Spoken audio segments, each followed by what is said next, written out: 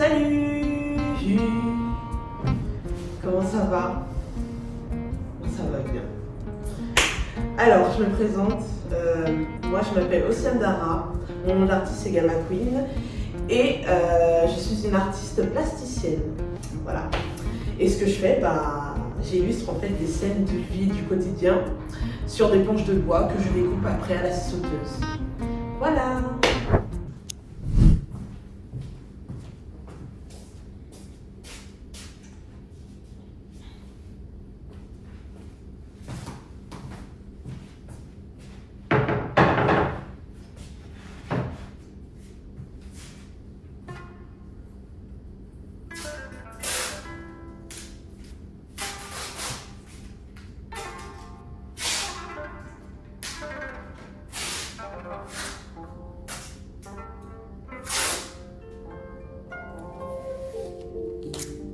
Un soir, mon père est rentré avec un livre sur foot de rue. Je devais avoir quoi, 7 ans? Je crois que j'étais en CE1 à l'époque. Sur la couverture, il y avait le personnage principal du dessin animé, que j'aimais trop, Tag. Et je le trouvais beau, vraiment très beau. Alors je me suis dit pourquoi ne pas essayer de le dessiner. J'ai pris une feuille, un crayon et je me suis lancée. Et franchement, j'étais assez surprise du résultat. Dans mes souvenirs, le dessin était plutôt réussi. Le lendemain, j'ai ramené mon dessin à l'école, tout excitée à l'idée de le montrer à mes camarades. Et je me souviens qu'ils ne m'ont pas cru. Directement, ils ont pensé que j'avais fait du décalcage, que ce n'était pas vraiment moi qui l'avais dessiné.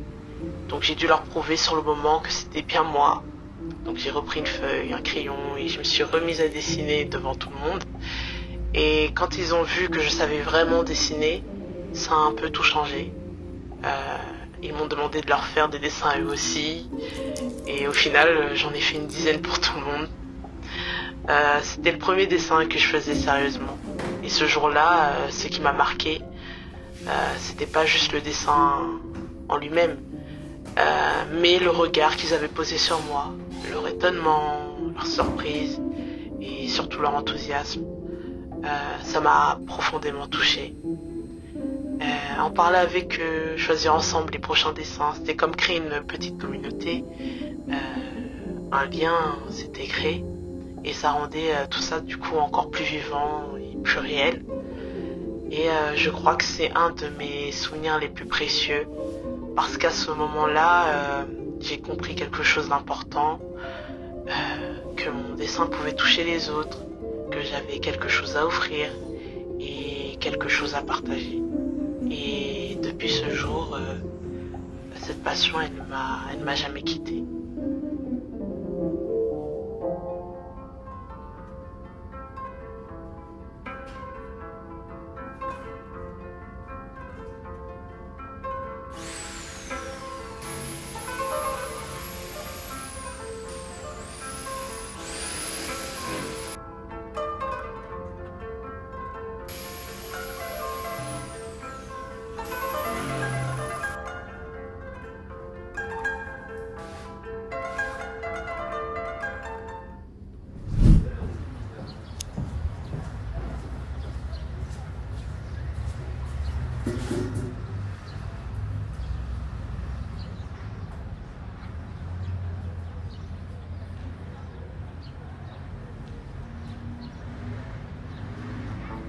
C'est un peu là que tout a vraiment commencé pour moi, avec ce premier dessin. Depuis toute petite, j'adorais déjà recopier les personnages de mes dessins animés préférés. Alors au fond, c'était assez logique que je finisse par faire des études d'animation. Et je me suis spécialisée en décor, mais en réalité, j'aimais autant inventer des personnages que les lieux où ils allaient vivre.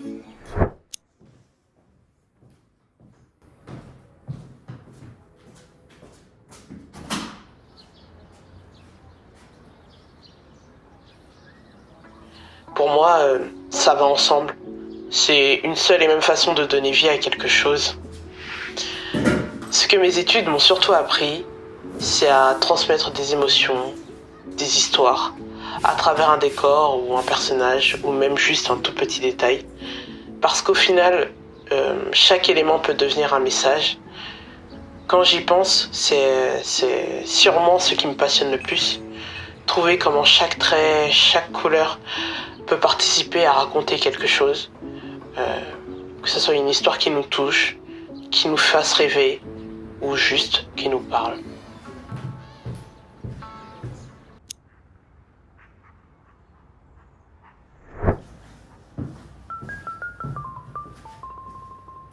En sortant de l'école, j'ai pas trouvé de travail directement. Ce qui était un vrai problème parce que j'avais un prêt étudiant à rembourser. Et comme je trouvais rien dans mon domaine, j'ai dû accepter de faire un job en urgence dans un magasin de fourniture d'art. J'étais un peu contente parce que ça restait un univers qui m'était familier. Mais au fond, c'était frustrant de vendre des pinceaux et des toiles à des gens qui, eux, créent au quotidien.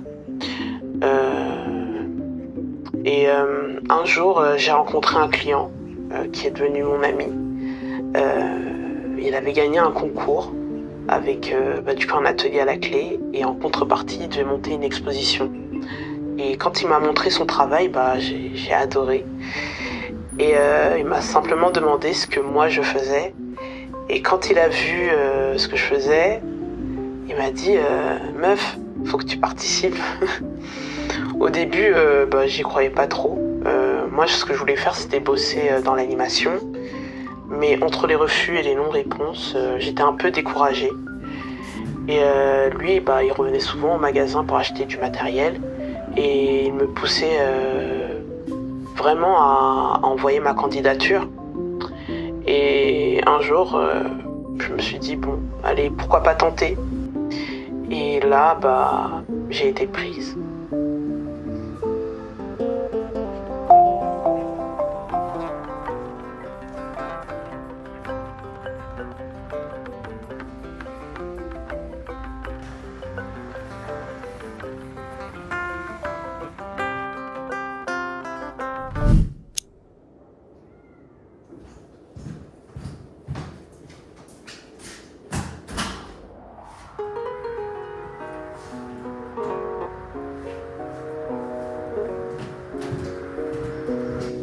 Je pensais pas devenir artiste un jour.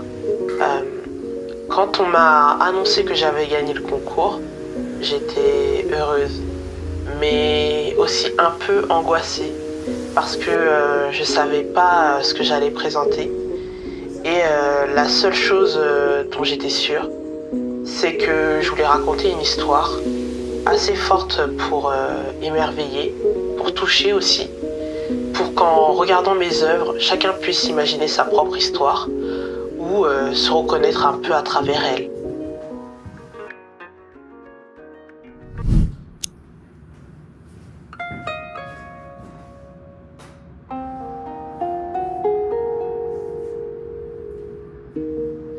En école d'animation, on dessinait sur tablette, on faisait de la peinture digitale.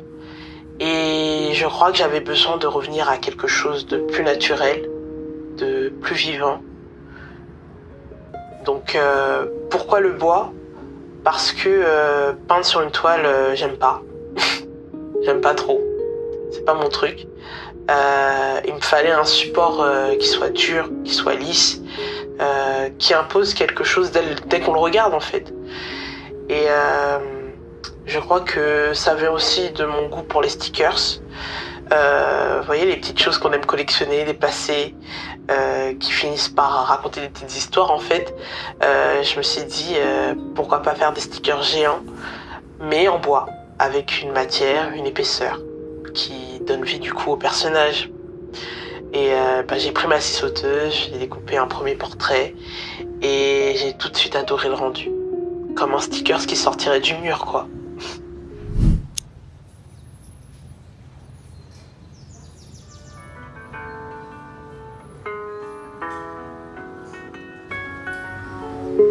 J'ai commencé par une série de 5 portraits, sans vraiment savoir où ça allait me mener. Ce que je voulais, c'était surtout montrer la force des femmes, la faire ressortir juste à travers leur regard. Mais au bout d'un moment, j'ai eu l'impression de tourner un peu en rond. Il manquait quelque chose, il manquait une histoire. Et grâce à mes études d'animation, j'ai appris à raconter des histoires. Alors j'ai commencé à ajouter des personnages, un peu de décor, et à imaginer des scènes. Et petit à petit, ces panneaux de bois sont devenus comme des fragments d'histoire, des instants pris sur le vif, qui laissent à chacun la liberté d'inventer une suite. Et c'est ça qui me plaît le plus, voir comment chacun peut s'approprier ses images et y projeter ses propres souvenirs, ses émotions.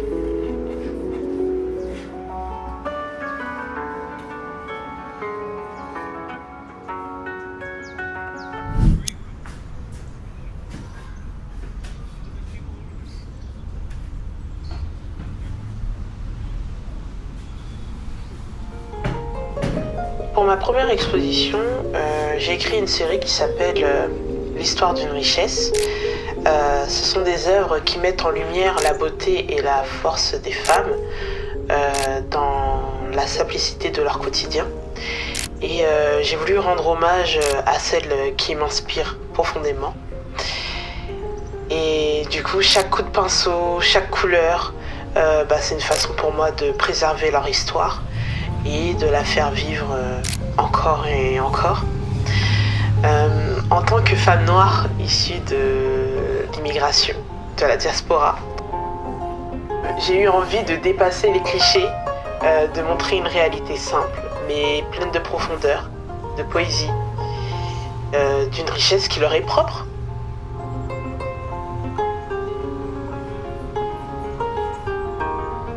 Je donne vie à ces femmes sur des planches de bois.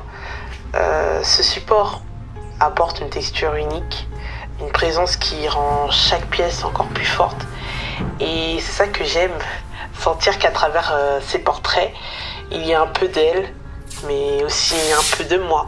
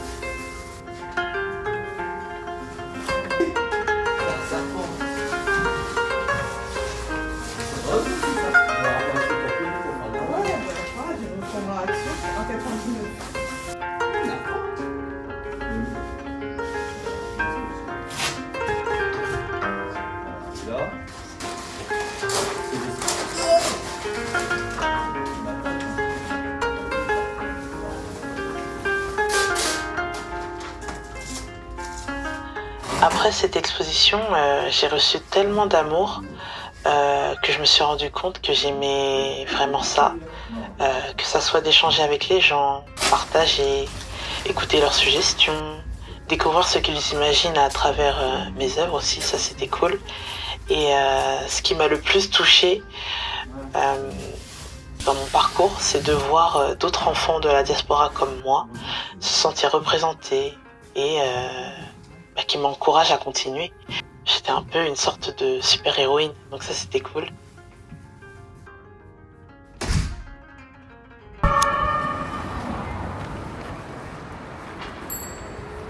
Le besoin de parler des femmes, il était toujours là, mais cette fois, j'avais envie de faire les choses autrement. Donc, j'ai cherché quelque chose de plus intime, de plus doux, que ce soit dans les couleurs. Et 3 œuvres sont nées de cette intention, reliées par la même vibration. Le bleu, la couleur bleue, s'est imposée naturellement comme une respiration calme. Et dans cette nouvelle série, je voulais simplement parler de ce qui me touche profondément. Comme toujours, des moments simples, pleins de vie et d'émotions.